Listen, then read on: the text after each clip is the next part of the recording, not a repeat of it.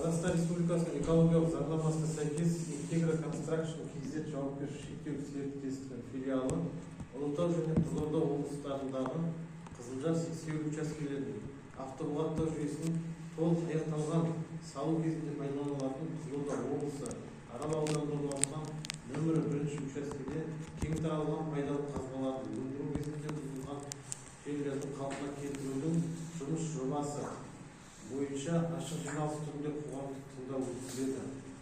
Қоғамдық тыңдау жергілікті атқарушы органдардың, мүдделі қоғамдық ұйымдардың қатысуымен өткізіледі. Қоғамдық тыңдауды ашық деп жариялайды. Сондай-ақ қоғамдық тыңдауларды өткізу қағидаларының 22-ші тармағына сәйкес залда аудиожазба, бейнежазба жүргізіледі. Қоғамдық тыңдауларды өткізу кезінде нақты тұжырымдалмаған және ескертулер мен ұсыныстардың мәнін көрсетпейтін немесе қоғамдық тыңдаулардың мәніне анық қатысы жоқ, тыңдаулардың барлық қатысушылардың жай көпшілік дауыспен дауыс беру нәтижелері бойынша мүдделі мемлекеттік органдар мен жұртшылықтардың ескертулері мен ұсыныстары ескерілмейді. Қоғамдық тыңдаулар өткізу үшін төраға мен хатшыны таңдау қажет. Қоғамдық тыңдаулардың төрағасы ретінде жергілікті атқарушы органдар өкілдерінің кандидатурасын ұсынамын. Төраға ретінде өзімді орынбасар Нұрбек Сирекеұлы, хатшы ретінде Қашыға Гүлзираш Қашағызы ұсынамын. Осы қоғамдық тыңдау кандидатураларына дауыс берулеріңізді сұраймын. Кім жақтайды, қолдарыңызды көтерулеріңізді сұраймын. Төраға мен хатшыға қарсы емессіздер ме? Жоқ. Қарсы болғандарыңыз тұрса қолдарыңызды көтеріңіз. Қарсы болғандарыңыз. Қарсы болған. Төраға ретінде кім ол? Төраға өзім сосын хатшы ретінде Гүлзираш апай. Гүлзираш Қашағызы. Олай болса қоғамдық тыңдауды қазақ тілінде өткізуді ұсынамын. Дауыс берулеріңізді сұраймын. Қазақ тілінде өткізуді. Сіздер қазақ тілінде өткізсін. Рахмет. Олай болса күн тәртібін хабарлауға рұқсат етіңіздер. Бір мәселе бұл жерде қоршаған ортаны қорғау бөлімін әзірлеушінің Ұлытау және Қызылорда облыстарындағы Қызылжар сексеуіл учаскесінде автобұлақтау жүйесінің толық аяқталған салу кезінде пайдаланылатын Қызылорда облысы Арал ауданында орналасқан нөмірі 1 учаскеде кең таралған пайдалы қазбаларды өндіру кезінде бұзылған жерлерді қалпына келтірудің жұмыс жобасы бойынша баяндама. Ашық жиналыстар арқылы қоғамдық тыңдаулар өткізу регламенті. Қоғамдық тыңдау қатысушылар тіркеу ұсынылатын регламент 10 минут. Келісілген уақытта қоғамдық тыңдаулардың ашылуы ұсынылатын регламент 5 минут.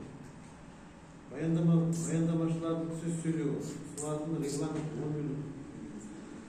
Баяндамаларды талқылау ұсынылатын регламент 10 минут. Жалпы осы регламенттерге дауыс берулеріңізді сұраймын. Келіскен адамдар қол көтеріңіздер.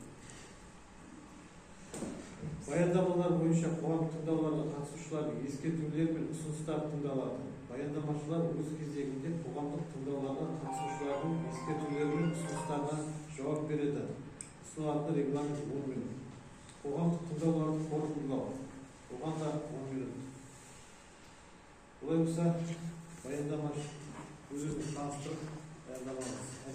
Саламатсыздар ма, құрметті қоғамдық тыңдауға қатысушылар. Менің есімім Қалибек Мағжан Саматұлы. Мен жобалаушы мекемеден келіп отырмын. Бұл жобаны тапсырыс берушісі Интегра Констракшн KZ жауапкершілігі шектеулі серіктестігі кен өндіру жоспарын жетісу жер қойнауы жауапкершілігі шектеулі серіктестік жасаған.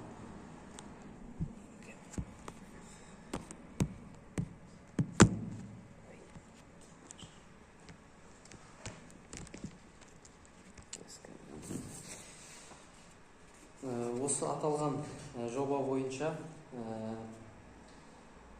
карьер теміржол жұмыстарына қазылған болатын. Сол карьердің осы жобаның мақсаты сол карьерді бүлінген жерлердің қалпына келтіру тәсілін айқындау болып табылады. Осы нөмір 1 карьер, оның орналасқан жері Арал ауданында Қызылорда облысы Арал ауданы Сексеуіл темір жолының бойында орналасқан. Ең жақын елді мекен Сексеуіл кенті. Ол Сексеуіл кентінен оңтүстік шығысқа қарай 3 км жерде орналасқан. Рекультивациялау жүргізу кезеңі 2026 жылдың 1 айы. Өндіру жұмыстары кезінде топырақтың өсімдік қабаты бульдозермен күреп алынып қойған болатын. Осы рекультивациялау жұмыстарына қолдану үшін. Осы рекультивациялау жұмыстары негізі 2 кезеңнен тұрады. Оның бірінші техникалық рекультивациялау деп аталады. Техникалық рекультивациялауда карьерді қазған кезде білесіздер, борттар тік болып қалады. Соған жан-жануарлар, техника, адам құламас үшін қауіпсіздік мақсатында оның тік борттарын 10 градусқа дейін тегістейді жан-жағынан. Осы 10 градусқа дейін тегістеп болғаннан кейін жаңағы айтып өткен топырақтың өсімдік қабатын қайтадан сол жерге орнына жайып, жергілікті сол өсімдік қабатын қалпына келтіру жүргізіледі. Бұл жерде техникалық рекультивациялаудың жалпы ауданы 23-44 гектарды құрайды. Рекультивациялаудың келесі кезеңі ол биологиялық рекультивациялау. Ол биологиялық рекультивациялауда осы жергілікті жердің климатын ескере отырып, житняк өсімдігін отырғызу жобада қарастырылған. Ол өсімдік шөлге төзімді, суыққа төзімді болып табылады. Өндіру жұмыстары кезінде табиғатқа кері әсерін тигізетін 2 нәрсе бар. Оның бірі қатты тұрмыстық қалдықтар болса, екіншісі шаң. Қатты тұрмыстық қалдықтарды арнайы аузы бекілетін темір контейнерға жинап, оны кейін қоқыс шығаратын мекемелермен келісім шартқа отырып, қатты тұрмыстық қалдықтар шығарылатын болады. Ал шаңға келетін болсақ, КАМАЗ автокөлігі негізінде су шашу машинасы су шашып, шаңды басып отыратын болады. Мен баяндамам аяқталды. Сұрақ қойсаңыздар болады. Жақсы айтылымында істемеген нәрселер. Бұл уже толып жабылып жатқан нәрсе. Бірақ су шашу деген топырақтың артынан.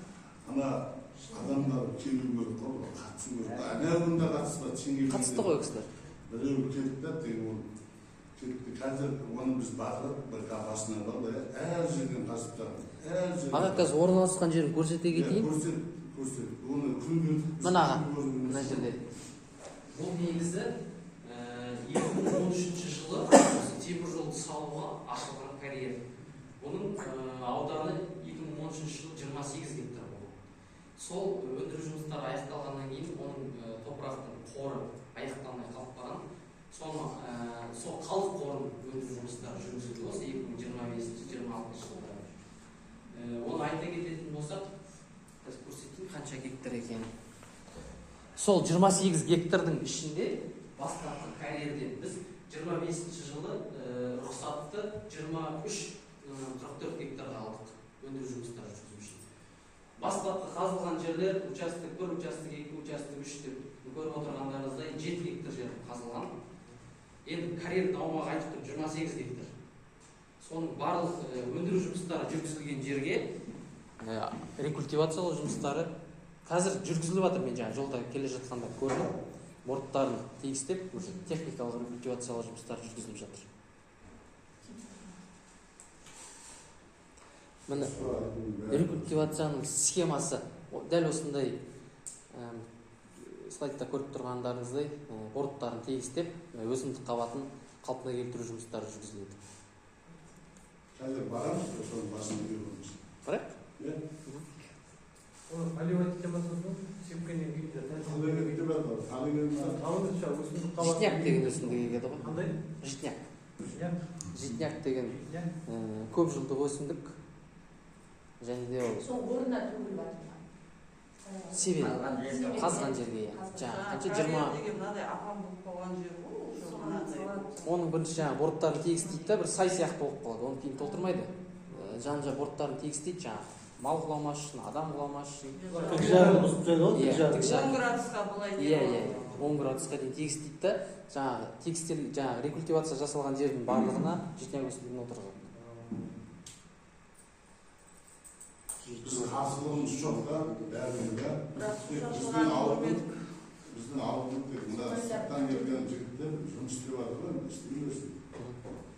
Қаражат кең ғой бұлай. Мына біздің ауылда бір мусорымыз бар да, соған шамалы көмек берсе дегенде олар шамалы тоқтатсақ та, соны шамалы көмек берді.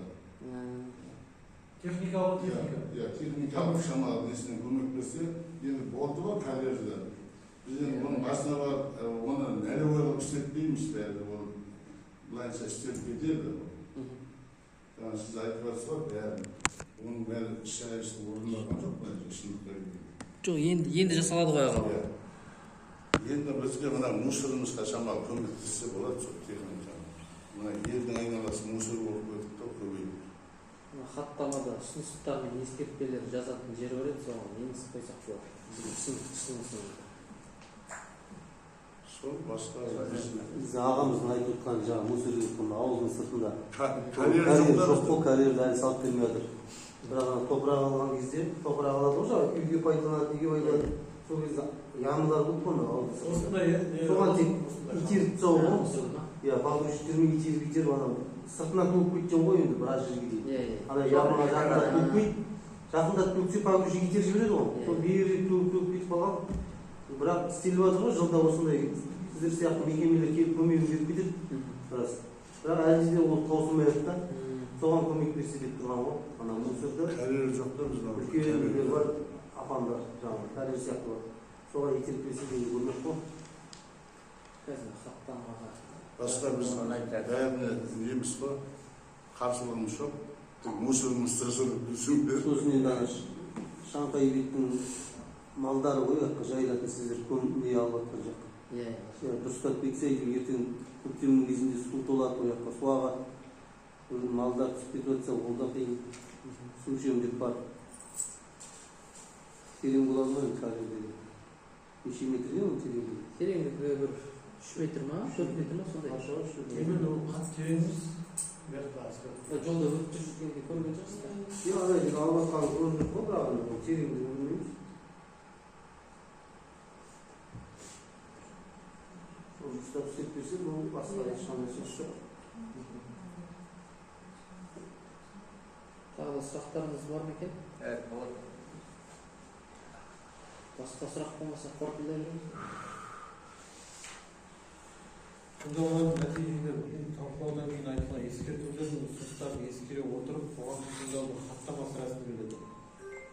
Осы жаңа мәселе кірсе болды ғой енді. Сіздегі айтылған. Осы тыңдауларда айтылған барлық мәселелер, ұсыныстар мен ескертулер бірыңғай экологиялық порталда сондай тыңдаулар өткізілгеннен кейін Қызылорда облысының табиғи ресурстар және табиғатты пайдалануды реттеу басқармасы мемлекеттік мекемесінің интернет ресурстарында 2 жұмыстың ішінде қоғамдық тыңдауларын өткізу қағидаларында көзделген мерзімдерде жарияланатын хаттама. Назарларыңызға рахмет. Қоғамдық тыңдау аяқталды.